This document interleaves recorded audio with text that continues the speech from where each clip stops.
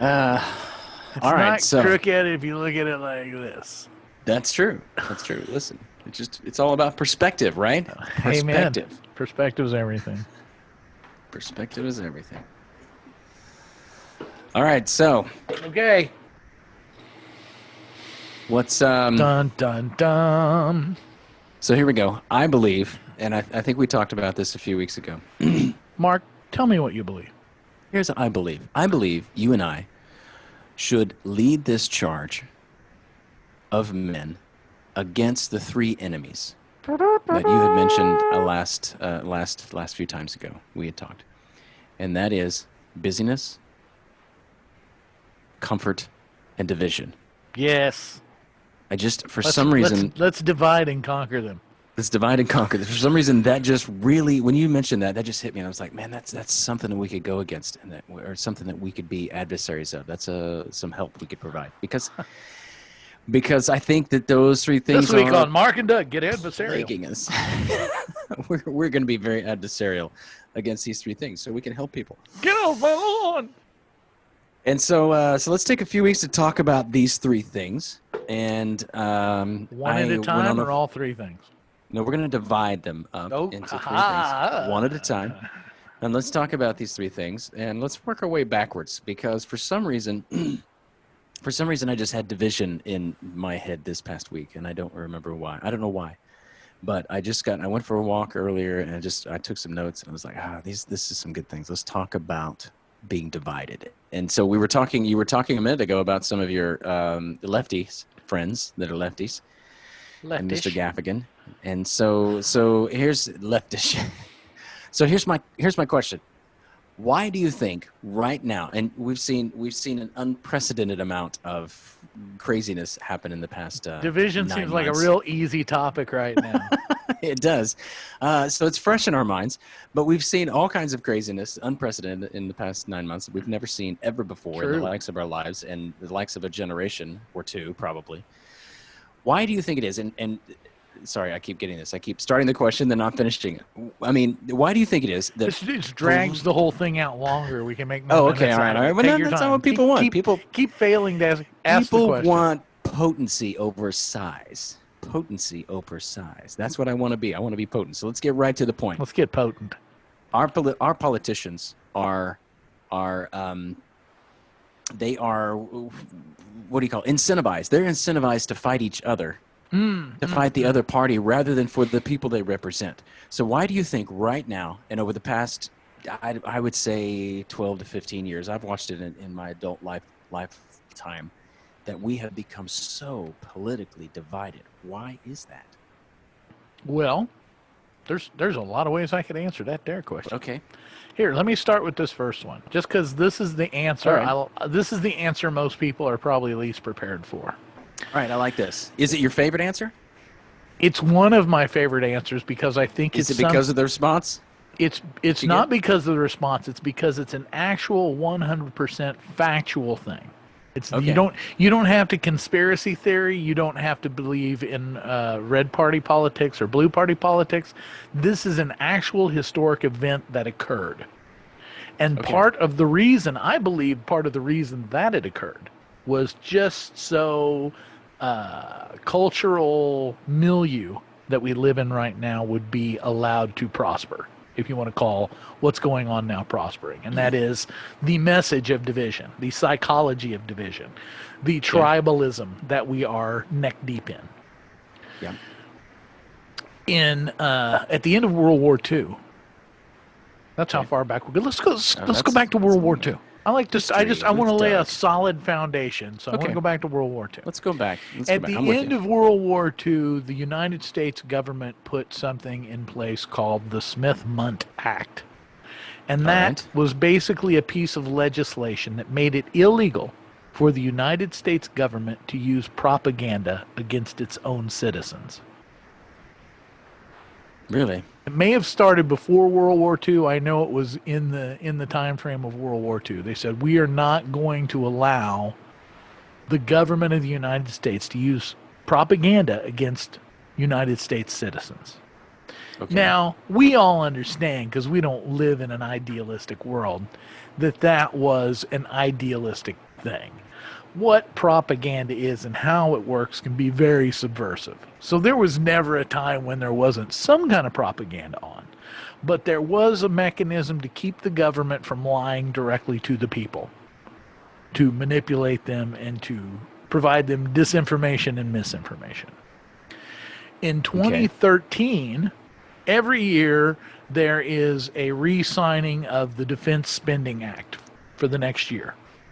In 2013, in the middle of this Defense Spending Act, someone scratched out the Smith-Mundt Act. And basically, when the president signed it, it nullified that piece of legislation. So it got rid of any protection for the citizens from the government propaganda. Okay, this would have been during Obama's reign, right? I'm not saying any names. That's you're talking facts. 2013. 2013, yeah. That would have been during Obama administration time. 2014. Okay. And the same people whose names I won't mention, even though you just did, who signed this and got rid of this, started a new. Censor my black. I can get my old phone and see if I can find the name. But basically, they started a government agency that would be in charge of providing financial incentives to the press and members of the media whenever they wrote stories or promoted stories or presented stories that helped to achieve a simpatico desired outcome with this department. So in other words, I'm a reporter and I've got this story and I bring it to your department and go, does this fit any of your agendas that you're trying to push? If not, I don't get anything. But if it does, or if you can help me to edit that so that it will help your, whatever story you want to tell, then the government will give financial recompense for that. To the media organization. To media organizations, independent journalists. Individuals. Basically anybody that's publishing information, either hard or digital.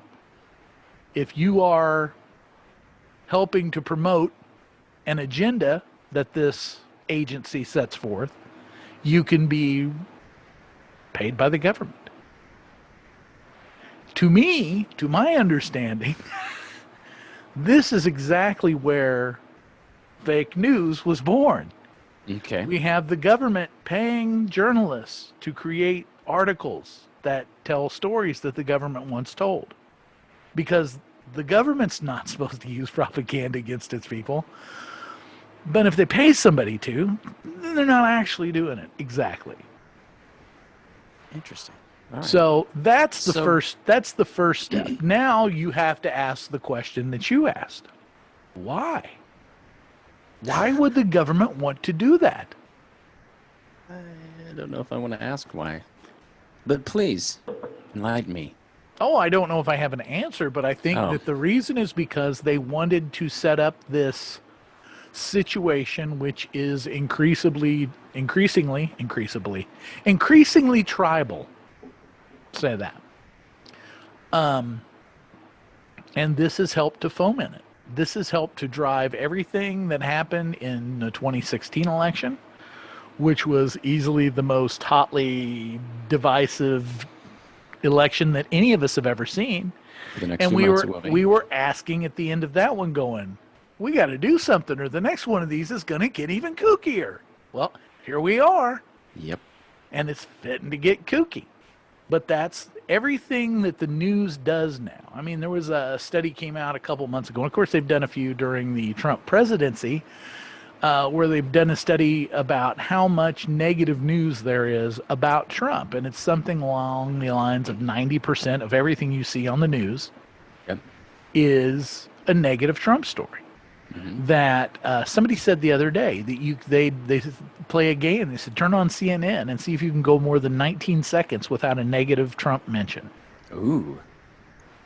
MSNBC proudly waves the flag of, we don't let conservatives come here and spread their lies.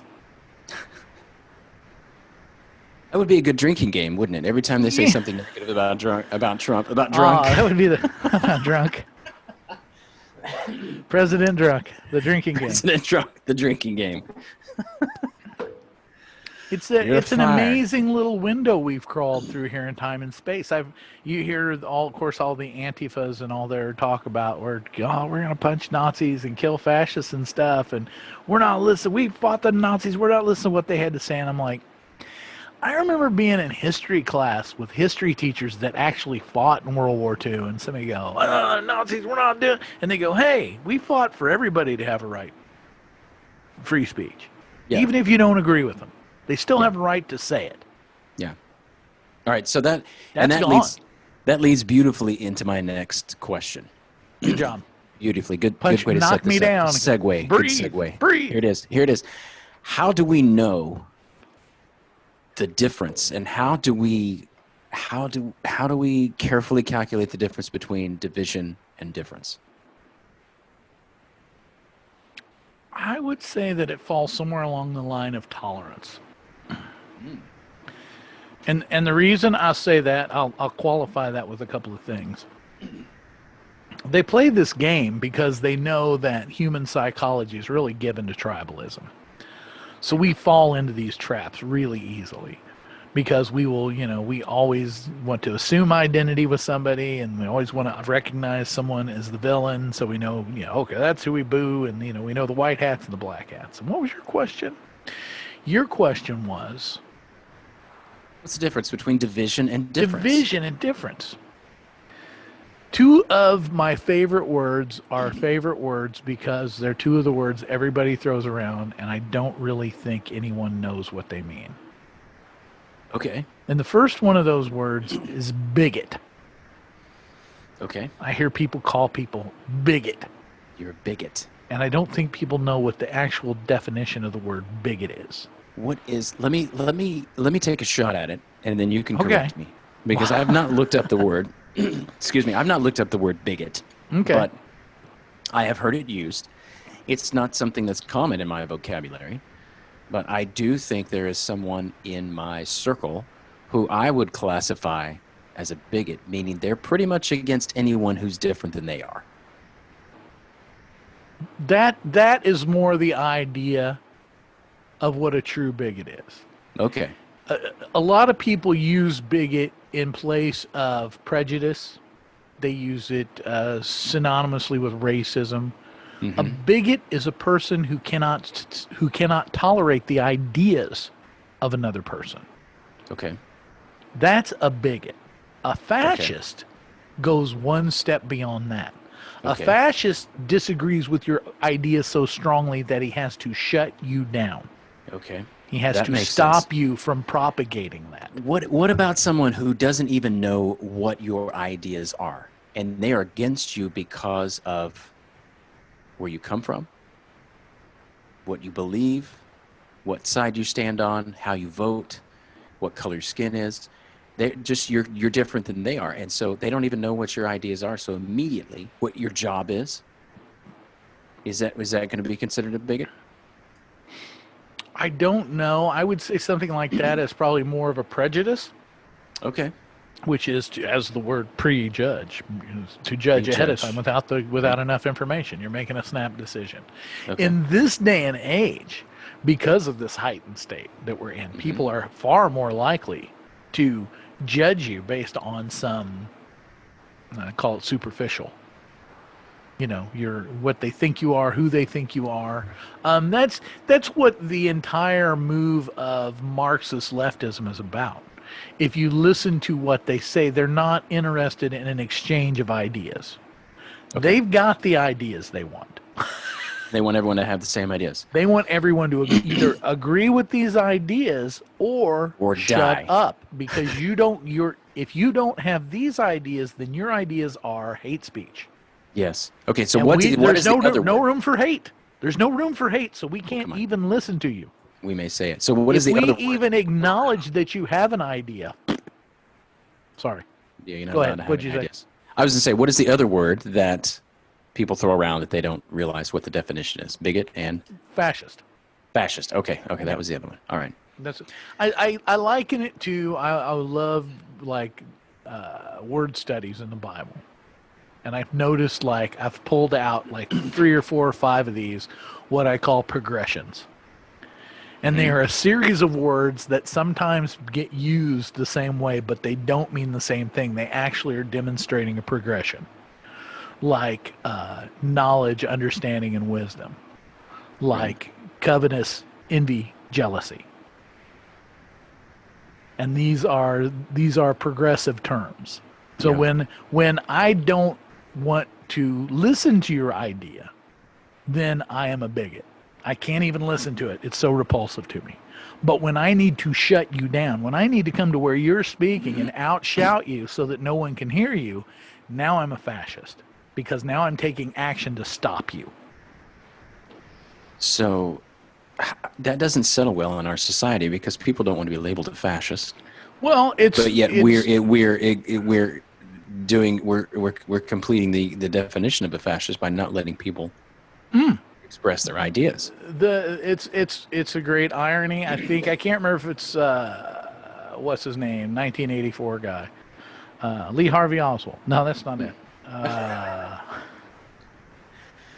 Orwell. Paul Orwell. Hardcastle? I think it was Orwell. Paul Hardcastle, who said, "Give me liberty, or give me beer." Something to the extent that eventually, when fascism is called anti-fascism, like that's one of the 1984 signs you're in 1984. When we call fascism anti, that's what it is. We're the anti-fascist movement. Isn't it interesting that all of your strategies are fascist? Isn't the idea of anti-fascist fascist in itself? Fascism. That's what it's become. That's funny. Da, da, and there's the irony, folks. Oh, that's crazy. So I think difference is something we can all embrace. Difference is what they talk about. Diversity. We have to embrace diversity. We're all different. We all have differences. When those differences get along, it can be a beautiful, great, wonderful thing. It's when those differences can no longer get along that then it's division. The differences can't find a functional way to be productive together. If you think of so many things, in life in general that is different, that we put together to make something fantastic, that they all have to be different. Cooking, for example. I mean, something spicy versus something sweet versus something, sweet and salty. Hot, sweet and salty. Who don't love those sweet and salty granola bars? Who doesn't like sea salt and caramel? Yeah. I mean, sea salt and sugar. They're two different things, but they completely complement each other. And I think differences, that's what we lack. I think that's good. Knowing between bigot and fascism is really the two things that help us define the difference between being divided and being different. Different we can accept. So is this statement always true? Divided people is a bad thing? Because let's take it for example. Our states, our state, the country is divided into states. We're divided into political parties, which it's become a bad thing, but it wasn't a bad thing.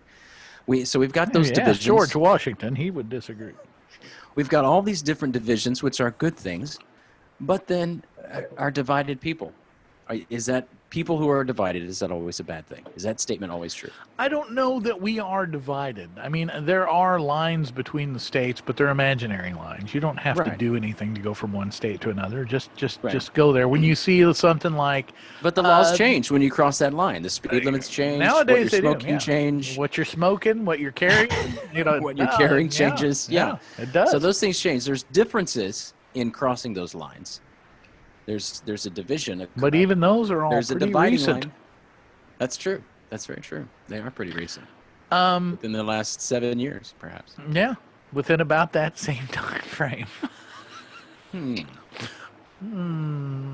interesting. Now things are starting to get fishy. So let me go back to Luke chapter 11. Uh-oh. Let's bring this in. Let's bring this in because this is by important. All means. Get that in there. Do it. Hold on. Give me just a second. Take your time. I was reading it earlier because it's important. Luke chapter 11. Every kingdom divided against itself is laid waste. A divided household fails. Go. Mm-hmm. Well, yeah. Division versus differences. Right. Differences offer us a rich complexity. We get a richer, more, if we did a coffee tasting or a bourbon tasting, and we go, oh, leather, clunk. The differences is that's what I'm looking for. Exactly. I'm looking for That's what differences. gives it flavor. That's what gives it uniqueness. You mentioned we talked about sweet and salty. We talk about Yes. was it us? Somebody I had a conversation with a couple weeks ago. We were talking about Crayolas. And what if you got a box of 48 Crayolas and they were all the same color? Yeah, they were all the same color. Same thing. What Yeah. would art be with one color, or even one family of color? What if any kind of blue? Wow, any kind? What about yellow? Nope, just blues. Any kind of blue you want to use is fine. It's a box full of different blues. And I think you could even take that into the body of Christ. If we're all elbows, well, let's just put it this way: if we were all armpits, or the if we're body of just Christ a would couple, stink. Which we already are, but there has to be so much difference, and we have to complement. I had a pastor one time always said, I'm glad that my nose and my armpit are separated and they're divided but they work in union because I can go, oh, I need to do something about this. That stinks. And unless you're 12, then you don't have any idea. So much about what it makes it different or divisive happens in the hearts of human beings. Because we can take something, if our heart is good and happy and joyful, we can take those differences and look at all the ways that they enrich us. Or if our heart is feeble and weak and tiny, we'll look at those differences and we'll be threatened by them. Right. So let's go back to that. Let's go back to the first question that I asked you about. Why are we so divided politically? And let's think about this. Why as humanity? Why humanity? Why is humanity? Why are humanity? Why are humans? Why? I'm going to back up. Why are we so divided as people? What did we not protect? What did we let get damaged in our hearts and our minds that has caused us to be so divided as people? Well, politically, what happened is we have been manipulated into that tribalistic segment of our brain. This is when Washington did his second inaugural address. He made a big warning about two-party system in America. And he said, you're going to regret it. Because what's going to happen is everybody's going to stop thinking, and you're just going to support whatever flag you're waving, whatever their agenda is. You're just going to become a cog in that machine. You're not going to have a voice anymore. Your brain won't count. And so what has happened is, like, people who are smarter than we, more malicious. Oh, malicious. You can't not have started this process without visualizing an end. So somebody at some point went, here's the way we control people. Here's the way we manipulate people. We give them a play. And here's the play. It's the elephants versus the donkeys. And we will, like Thanksgiving dinner at medieval times, coax and sell this idea that you're on this team and the other team is bad. Your team is good, the other team is bad. It's only in the day and age that we're in now with the fake news that this has been like the volume has turned up to 100. Right. Used to be we could both be on separate teams and still talk and have conversations, and we didn't have to agree. We still treated each other like human beings. We all grew up in families like that, where we had mixed political things and people got together on the holidays and you just didn't talk about stuff like that. And it was all cool. And Republicans and Democrats and everyone could come together around the turkey, and we were all friends and family. And now we're in a process over the last 10 years or so where that is going away. And people in the political field are encouraging people on their team. Mm-hmm. When you go home at Thanksgiving, don't you just sit there and be quiet. Don't you just get along? You raise a fuss. Tell people they're wrong. When you see these people out in restaurants, go up, make a stink. Don't let them have any peace. Protest them. It's like, huh?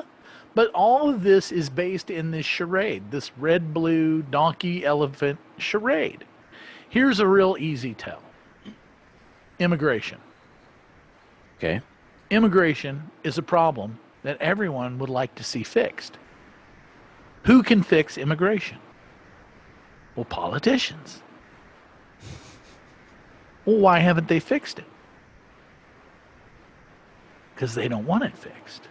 Because they don't care about the people or the country. What they care about is having that political football that they can throw back and forth and pretend they're playing a game.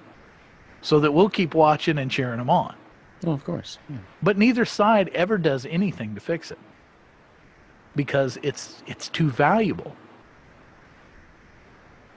If you fix it, it's like pharmaceutical companies. You don't want to cure cancer. You want to treat cancer. Yeah, you don't want to fix it. That takes about a lot of jobs. That's right. And here's my thing, and I hate that we're making this a very political conversation, and that's not necessarily in this day and age when we talk about division, it's the temperature of the era that we're in right now. We have to consider that. We're playing the hand we've been dealt. Right, and I think what you're saying is manipulation. Allowing ourselves to be manipulated is the reason that we are divided. But here's the thing, I think, and when it comes to political, and we can get a lot of pushback for this, is I don't think the division, we can. I don't think the division is between the left and the right. The division is between the top and the bottom. Mm-hmm. And we're not seeing it, and we don't want to be. That's what we're being manipulated not to see, is the division between the top and the bottom. The left-right division is the show. That's the show. Hey, look over here. Look over here. I told someone I had a conversation with about a year and a half ago, I said, I hate to be this cynical, but I'm at a point now where anything I hear in the news, I automatically assume is a lie. Yeah. Because whatever they're willing to show me is the thing they want me distracted by so they can do the thing they're trying to get by with. So when I see something all over the news, I avert my eyes so I can try to catch what's actually going on. I'm that way with general humanity. But yeah, that's the political field is where you see it met out. But what it's really doing more than anything is exposing what we are inside. Right. And the thing is until we get wised up enough that we start seeing, that basically they're the people with the ball doing this with the dog. Yes, exactly. And until we get wise enough to go, no, wait a minute, you're gaming me. And we all go, behind your back. Oh, you're gaming me. But we're not willing to do that. It's political takes too much energy. Because of where we're at. But that don't mean it's just political. I mean, this stuff goes on everywhere because we're human animals. And we play by these little psychologies everywhere we go. Yeah. When we talked a couple weeks ago about being involved in religious institutions that saw other religious institutions as the enemy or the competition. Again, very divisive. How foreign is that to like the whole concept of the body of Christ and we're one in the spirit and there's only one church? It's like, you got to be pretty dank in your heart to come up with that kind of perspective on what Christ had to say. Exactly. Bing! Out of politics into religion. Into religion. How convenient. I was reading something the other day, naturally in my studies, because you know what I'm studying. And they were talking about how, all of most of your big bourbon makers are naturally in Kentucky, and how they are so for each other. They are so in competition with each other. The guys at Jim Beam, the guys at Woodford, the guys at Buffalo Trace, whatever.